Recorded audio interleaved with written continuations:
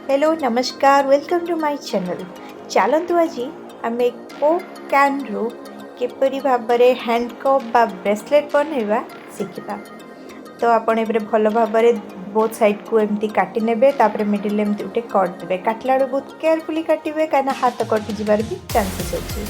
तो काटि सारा पर आपण पाखरे जेकोसी कलर फैब्रिक थिबो आपण ताको यूज करि पारिबे। मो पाखरे ब्लैक थिला तो मुझे ब्लैक रे भल भाव कवर कर नउची।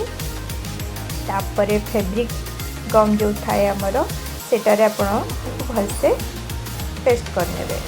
तापर जेहेतु मो पाखरे बहुत सारा लेस थिला मु देखली को लेसटा बेटर लगे तो मत ब्लैक लेसटा बहुत सिंपल लगिला भल भी लगिला।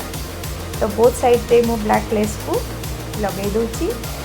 तापर जो कौड़ी आमर आर्ट एंड क्राफ्ट कौड़ी थाए प्लास्टिक कौड़ी ताको एमती भल भाव बोथ साइड रे ग्लू गन द्वारा चिपके नहीं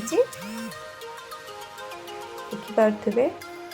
तो लटकन आपण डिजाइन में नहीं पारे। मत जेहेतु ब्लैक रो एटा मैचिंग लगुला भल भी लगुला सिंपल होता तो मुझे लटकन नहीं आउ किसी घुंगुर मो पाखे ओनली 4 रू 5टा घुंगुर थिला तो मुझे दी साइड रे दीटा 4टा घुंगुर लगे रखी। तापर मझे एमती मिरर वायर गुड़िक सेट करने आउे लटकन को निडल साहाय्य भलसे अटैच करदे।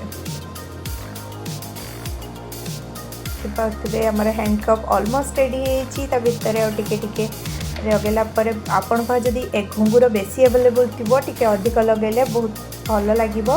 आपण आपको किसी भी ट्रेडिशनल वेयर सहित कैरी करें बहुत भल लगे।